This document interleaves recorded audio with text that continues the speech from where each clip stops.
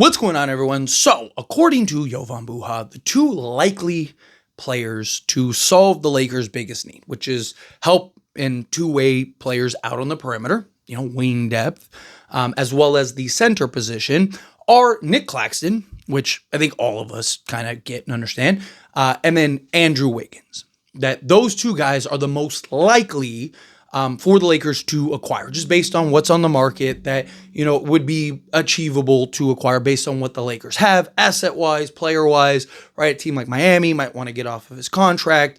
A team like the Brooklyn Nets kind of hitting the reset button. We've seen the value that they place on expiring contracts, right? Not that Nic Claxton is, this old player as far as like if they were to rebuild, but they have several guys already that they were playing in place of him at times. They can get some more assets or get, off of his contract and salary, especially since they're going to have to pay Day'Ron Sharpe, because I don't think that they're going to just lose him for nothing, right? They're going to have to make some decisions, plus whatever they do in the draft. They have like 5 picks in the top 36 of this draft, right, including 4 first. So they're going to have to make some decisions, right? Nic Claxton is probably the most likely for the Lakers. He's the ideal center as far as like what you'd want slotted alongside Luka, that versatile defender that can defend, protect the rim, defend in space. The only kind of knock with Nic Claxton is he's just so thin, right? 215 pounds soaking wet, not great. Andrew Wiggins, think would be ideal, especially because he would be slotted in as basically your 4th guy. If Andrew Wiggins is your 4th guy, you're really good. I mean, he went on a crazy run in the playoffs a couple years ago as the 2nd best player and won a championship. I mean, he was so good in that run. There were genuine questions and conversations about like, hey, should he get, co-finals MVP or even just get MVP, right? Like finals MVP. I'm not saying that he'll essentially replicate that, but he's a guy that is very good, that solves a lot of what the Lakers need, right? That athleticism out on the perimeter, the versatile defender that you can slot in 1 through 4, really, even if you wanted to go like the small ball route, right? You could have him at the 4, keep Dorian Finney-Smith as a backup. I'd love to get Andrew Wiggins. I would love to get Nic Claxton. Honestly, in a perfect world, I would love to get kind of both and then go get a more, I'd love it. And this is just me, I would love to, ideally, if you're going to keep Austin Reeves, bring him off the bench and go Luka, Andrew Wiggins, worst case, Dorian Finney-Smith, LeBron James, and Nic Claxton. Now you have the athleticism and the defense and the switchability and the size and all the things that you want around a Luka Doncic, right? And then now when Luka's on the bench, Austin Reeves come in, you can still play Reeves at times, right? Like, personally, I like the idea of just that long, versatile, switchable defense. And Andrew Wiggins, you could slot in at the 2 and be ideal. But chances are it would be something like Luka, Austin Reeves, Andrew Wiggins, LeBron James, and Nic Claxton as like your starting 5, which is a far cry from last year, right? I love Rui Hachimura. I love what Rui Hachimura has brought to this team, but he's not Andrew Wiggins, right? Andrew Wiggins is a guy that legitimately as your 4th option will get you 18 on any given night, right? He's a guy that give you that explosion. Not saying Rui can't, but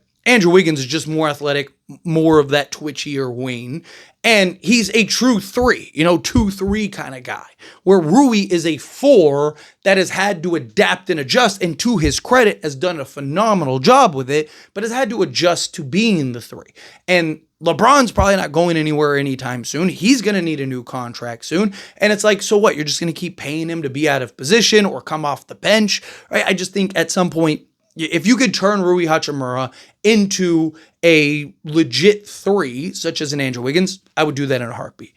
Here's the problem, though. Between Nic Claxton and Andrew Wiggins, you're talking about $54 million combined. So essentially, the Lakers, assuming that they don't want to trade Austin Reeves, would have to go Rui Hachimura and his $18 million, Gabe Vincent and his $11.5, Maxi Kleber and his $11 million, Jared Vanderbilt and his $10.5, and then likely a Dalton Connect at $4 million, especially more so for a Brooklyn Nets team with Nic Claxton, right? It's kind of my guess, because you're probably going to have to send out, your first and potentially a Dalton Connect. Maybe you could get Wiggins for a couple pick swaps or something. I don't know if you do that. Like, is Rui and, Gabe, right? Is that enough to get him? Probably not. But essentially, you'd have to send out basically those four guys. You need one of these teams to take Jared Vanderbilt. Otherwise, you'd have to stack, Shake Milton and all these other. It's just, you'd have to get, like, would Miami take, say Vando, Rui, and, maybe your first to pull that off, and then you're sending, Gabe, Kleba, and Connect in order to go get Nic Claxton somewhere in that range. Like, could you work it out that way? Maybe. Now, the problem is that it's a 4-for-2 swap. However, I'd be okay with it. The only guy that you're really, like, Dalton Connect is the guy with the upside, right? But Lakers are trying to win now, and you'd still get two pieces that could help for not just right now, right? Andrew Wiggins still young enough to be a piece for the next handful of years, right? Vando, I love Vando, but he just hasn't been the same since he came back from injury. I mean, even dating back to the previous year. And it's just like the lack of offense becomes a problem. Now, I still would love Vando as an assignment guy. I would still love to have Jared Vanderbilt as a guy that you could deploy on the best player on the other team and just, for whatever, 12, 15 minutes a night. But if you can get a legit two-way wing, such as Andrew Wiggins, that can knock down the three ball with consistency, create for himself, create a little bit for others, right? I think you go do that, right? And then, Maxi Kleba never played for us, so I don't think that's a loss there. Gabe Vincent was kind of hot and cold for us. I don't really think it's a loss there. Rui is the guy that, so basically Rui, Vando, and Dalton Connect, you're basically swapping out with Nic Claxton and Andrew Wiggins, which I think Lakers would be better, right? You solve your center position. Also, you get a versatile, switchable, defensive big man that can basically be your anchor. You get that twitchy, athletic, defensive, two-way wing. And then, you'd still have Dorian Finney-Smith and the other two. So Lakers would have, in this case, right, you'd be basically doing a 5-for-2 swap, right? Lakers, that would free the Lakers up for 3 roster spots, right? Obviously, whatever components go out to which teams, that's for those teams to decide, right? But essentially, in order to pull off both, you're sending out about 5 guys, right? So that would free up 3 roster spots for the Lakers. Plus, you'd have Jackson Hayes coming off the books. Plus, you'd have Alex Len coming off the books, and Markieff Morris, and then you could go Shake Milton. So essentially, you could have, Luka, LeBron, Reeves, Andrew Wiggins, Nic Claxton, Dorian Finney-Smith, Bronny James, right? 55th pick. So that would fill one of those gaps. And then that'd give you essentially 6, you basically have 6 roster spots that would be open for potential, moves and whatnot. And to me, I think that you're looking at adding a backup center, right? 1 or 2 athletic, versatile, guards, right? Like a DeAnthony Melton, right? Can you maybe go get, I talked about maybe taking a flyer on like a Markelle Fultz or something like that, right? Just, again, if he's like your 12th guy, you're fine, right? So now you start putting those pieces together. Like, Lakers kind of reshape this roster in a way to where, yes, now you have a legit starting 5 that can compete, contend for championships, right? Like, is good enough to compete with the best, in my opinion, right? Because I just think you had a full-scale Luka who's ready for revenge, right? LeBron James on another year, but you're solving your center position. You're solving Andrew Wiggins, right? Lakers were the best defense for 25 games with Luka, Austin Reeves, and Jackson Hayes and Rui Hachimura, right?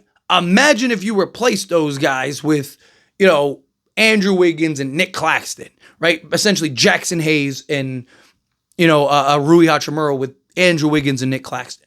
You will be much better defensively. So you'll have the defense, you'll have the switchability, you'll have multiple guys. I think Andrew Wiggins is a better player than Rui Hachimura, especially slotted in at the 3. And again, he'd be your 4th guy, right? Like, I look at that roster, it's much more comparable, much more versatile, a team that I really do can contend and compete with anybody, right? And then, you still have like Dorian Finney-Smith, and then, like I said, a your 55th pick, whoever that is, unless you end up trading that in one of these moves, which, okay, let's leave that off right now. But Bronny James, can he take strides, in this year? Is he a guy that can maybe take some leaps and bounds? That could be a potential, right? But outside of that, right, like, again, you'd really have to hit on some free agents.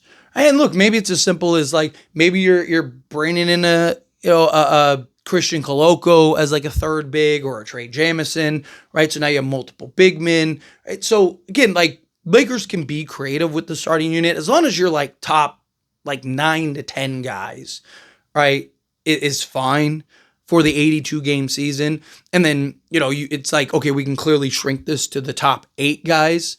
Then I'm fine, right? Like, whatever's on the back end of your roster, whatever, 11th through 14th, 15th guy, I'm not really worried about that. Like that, I think you'd be fine in that regard. It's just, it's the top, basically your front 10, right? What does your front 10 look like? I think it'd be hard salary-wise to make that work, but if you can pull it off, do it. Anyway, as always, this is a discussion, pass question to you. Let me know your thoughts and opinions down in the comments. That being said, if you haven't liked this video, hit that like button. Helps me out. Helps me enjoy these types of videos. I truly appreciate it. Not subscribe channel, hit that subscribe button. Turn on the bell notifications. Appreciate y'all. See you in the next one.